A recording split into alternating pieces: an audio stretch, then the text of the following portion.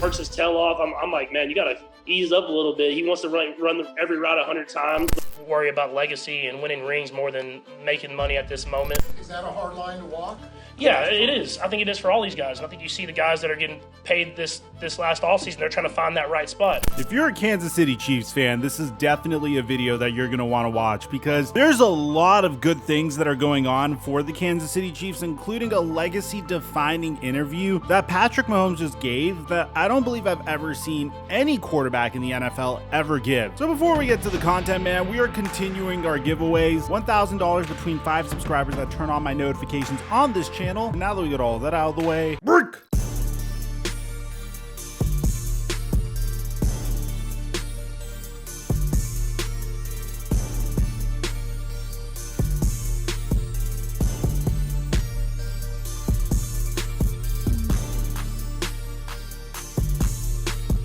The last pick I gave you guys on my Instagram story hit, and now we have a free square for game 1 of the NBA Finals. Jokic just needs a point. He's gonna get a point. At the time I'm recording this, it's way too early for me to give you your picks, so I'm gonna post my picks onto my story. And if you aren't playing Prize Picks, use my promo code Mikerophone and they'll give you up to $100 free when you deposit $100. Mic check 1 2 1 2. What's going on, everybody? In my last video, I did state that I had some skepticism about the Kansas City Chiefs offensive line situation, primarily in the form that if they don't get it right with Jawan Taylor and Donovan Smith, then we could pretty much see what Patrick Mahomes' kryptonite is. We saw it in the Super Bowl when he faced off against the Tampa Bay Buccaneers a couple seasons prior. Even then, he was able to make some throws, but whenever that type of pressure is generated on any type of quarterback, it's usually going to spell trouble. In the case of Patrick Mahomes, you have a truly special talent that is able to elevate average to above average receivers and make them look like Pro Bowlers. And we saw this firsthand last year when the Kansas City Chiefs traded away Tyreek Hill for some assets and brought in players like Marquez Valdez-Scantling, Juju Smith-Schuster, and Sky Moore in an attempt to fill the void. If you think about it, the Chiefs really are throwing as many darts at the dartboard as they possibly can to find a wide receiver that has that type of connection with Patrick Mahomes. This year they lost Juju Smith-Schuster to the New England Patriots of all teams, which to be honest I think is fairly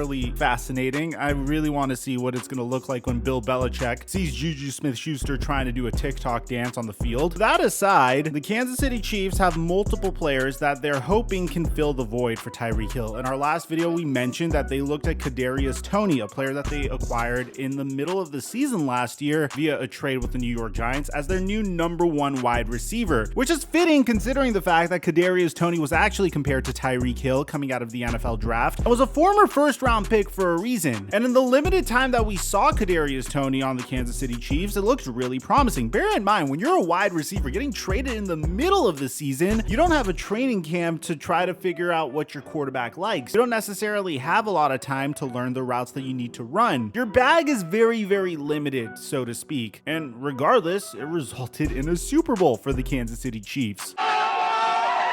This year, the Kansas City Chiefs are depending on a player that a lot of us are really excited about. It's a player that we made a video on last year that I want to briefly update you on because he didn't necessarily have an opportunity to play last year due to injury, and that's Justin Ross. If everything went well for Justin Ross and he never sustained a major injury in college, this is a player that could have been selected in the top 20 of the 2022 NFL Draft. Unfortunately for Justin Ross, he missed his entire 2020 season due to a congenital fusion condition of his neck and spine that required surgery. He would get a medical red shirt the year after, and then the year following that he returned, but he wasn't even close to the same player that he once was. This tanked Justin Ross's stock, and he would go undrafted despite looking really good when Trevor Lawrence was his quarterback during the first 2 seasons of his career at Clemson. He signed with the Kansas City Chiefs last year as an undrafted free agent, and we saw some very fun clips of him at training camp, and it looked really promising. Unfortunately, he would get placed on injured reserve on July 25th, 2022. At the time, Patrick Mahomes had this to say about Justin Ross. It's through the roof. I think anybody can see that.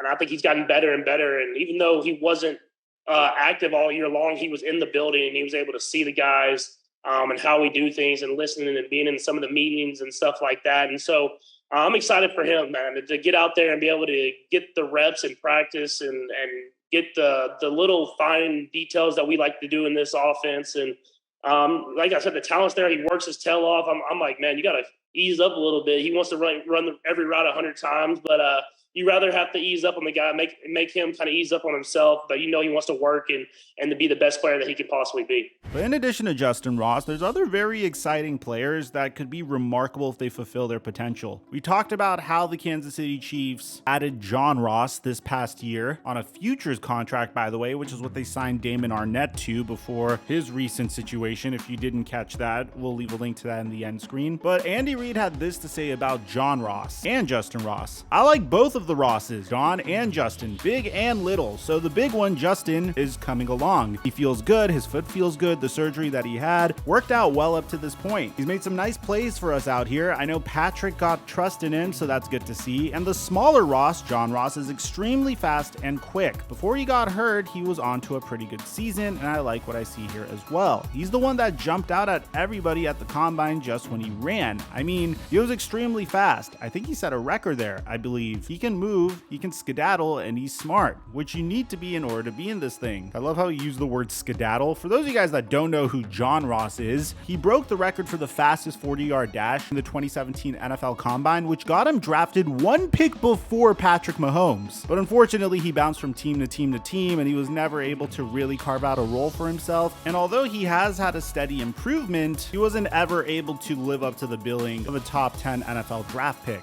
Now, even though Donovan Smith was brought in after the Chiefs signed Jawan Taylor, Andy Reid is confident that Jawan Taylor is going to be playing on the left tackle position eventually. I believe he can do both, so I don't think that's a problem, and he got a few snaps at that. We've got two veteran guys that have a lot of snaps under their belt at a high level, so we feel comfortable with that, so we'll see. We expect the guys behind them to compete, and we should be fine there. Andy Reid said that Sky Moore is getting stronger. You can tell that he's worked this offseason. He was down there with Pat the whole time and never missed a day with him, so he's done a good job, and he has a better understanding. So this is all interesting about Patrick Mahomes' weapons. What about Patrick Mahomes? You remember in our previous video, we talked about how Brett Veach said that he was going to revisit Patrick Mahomes' contract because, well, when you are without a doubt the best quarterback in the NFL and you're getting paid the 7th most in the NFL, despite being the quarterback with the most active Super Bowls as a starter in the NFL, don't bring up Jimmy Garoppolo to me now, or anyone that rode the bench to get their Super Bowls, you without a doubt deserve to be paid the most. And I don't know which one's more fascinating, the fact that Patrick Mahomes isn't the top highest paid quarterback in the NFL, or his reaction to the situation, which is music to Kansas City Chiefs fans' ears. Take a listen. Yeah, I mean, I always keep, me, my agent, and the team always keep open communication. And we try to do whatever is the best for the team, but obviously I want to do the best for myself as well. But at the same time, I've always said I worry about legacy and winning rings more than making money at this moment. This isn't even 20% the way through the interview, and you could already tell where this is going. This is something that I stated in my videos multiple times, and a lot of people haven't agreed with me on it for some reason. Historically, whenever you see some of the best quarterbacks in the NFL, they typically win their Super Bowls when they're either severely underpaid or on rookie scale contracts. As a matter of fact, that's a huge reason why you typically don't see those quarterbacks in the Super Bowl again. I mean, look at Aaron Rodgers, for instance. He won a Super Bowl with the Green Bay Packers within a few years of starting for them, and then following that, came a game or two short of the Super Bowl each and every year ever since. And then he signed a record-setting contract to reset the quarterback market and being the first QB to make $50 million a year annually. Russell Wilson's another good example. Russell Wilson hasn't been back to the Super Bowl ever since signing a contract extension. Why do you think that is? Tom Brady has the most Super Bowls out of every team and every player in the NFL during his tenure. Why do you think that is? He was notorious for taking below the market contracts because he could. He was married to a very successful supermodel slash entrepreneur. And it's kind of shocking to me that there hasn't been a trend here, that no one's been paying attention to this. It's surprising to me that a lot of people are oblivious to the fact that, hey, whenever your quarterback isn't making a significant amount of money, then the chances for us winning a Super Bowl is that much greater. Now, this is just the beginning, but listen to what else Mahomes says. It's more of a, you just want to do whatever to not hurt other quarterbacks whenever their contracts come up. You want to kind of keep the bar pushing. And so it's not about being the highest paid guy. It's not about making a ton of money. I've made enough money where I'll be set for the rest of my life. But at the same time, you got to find that line where you're making a good amount of money, but you're still keeping a lot of great players around you so you can win these Super Bowls and you're able to compete in these games. Is that a hard line to walk? Yeah, it is. I think it is for all these guys. And I think you see the guys that are getting paid this last offseason, they're trying to find that right spot. I will admit that's something I never thought of. I never thought of QBs going into these negotiations saying, hey, we want to reset the market here so we don't screw over future quarterbacks. Because if you look at what happened to running backs, once Ezekiel Elliott got his market-setting contract and he didn't necessarily fulfill his value to that contract, everything completely changed for the running back market. I mean, Saquon Barkley is having trouble getting signed right now, despite him coming off of a remarkable season. So it seems like Patrick Mahomes, whose contract is significantly different than any quarterback that we've ever seen in NFL history, by the way. I don't think I could think of a single situation where a quarterback has signed a 10-year contract extension with the team. And what they tried to do on that contract is they tried to predict how the quarterback market was going to look like in the future, and they grossly undershot it. And the beauty of this is that Mahomes doesn't need to renegotiate a contract extension in the future. This was his only contract. He doesn't have to worry about resetting the market. And I like the fact that he looked at his situation and said, hey, you know what? I signed a $450 million contract extension with the Kansas City Chiefs. I've won 2 Super Bowls. I made it to the AFC Championship each and every single time that I have been starting for this football team. And as a result of that, he has a lot of endorsements. He is the most marketable player in the entire NFL. You can't find a flaw with this guy. I mean, you could hate on him. You could say he's a system quarterback or whatever, but the only flaw you could find on him is Jackson Mahomes. And that's completely out of Patrick's control. Yes, Patrick, your clout destroyed your brother, so I guess you could have that weighing on your conscience. But listen to what he says at the end. This is what you want to hear from your franchise QB. Yeah, it is. I think it is for all these guys. And I think you see the guys that are getting paid this last offseason, they're trying to find that right spot. Everybody wants to get paid a lot of money, and whenever they think they're the best at their craft, they want to get paid like that. But at the same time, if you look at the greats in the league, I mean, they find that right spot where they're getting paid a lot of money, but at the same time keeping a lot of these great players around me. And so I understand. You look at the team, and you got guys like Chris and Snead and even Travis, all these guys that you need to keep around you to have these great teams. But at the same time, you want to make sure you're taking care of yourself. So we have open communication. I think that's the biggest thing. And you see that from Clark, you see that from Coach Reed, you see that from Veach and everybody. Is we just try to make sure that we have the best team on that football field and everybody gets what they deserve.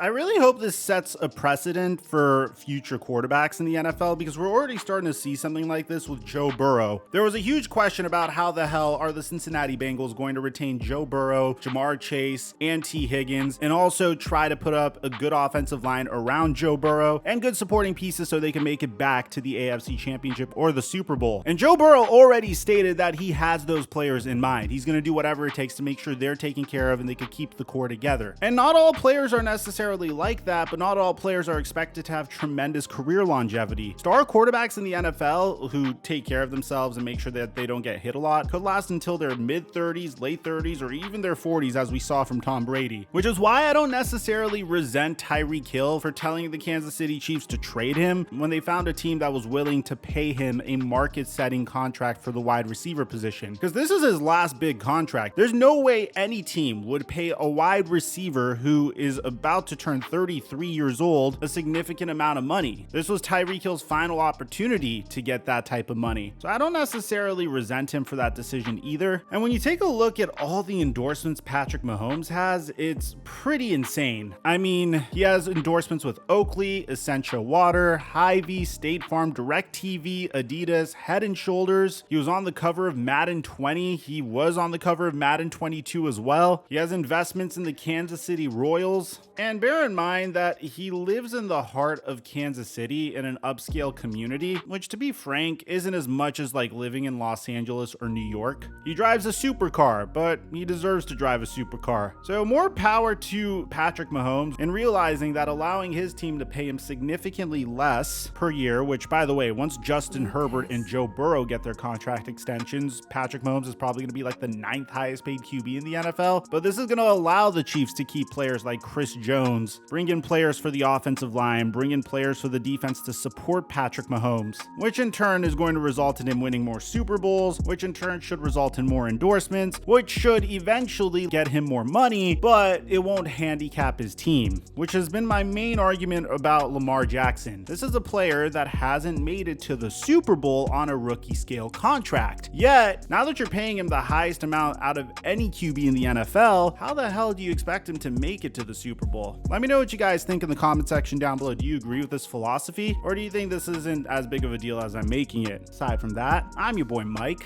I'm dropping our mic until our next upload.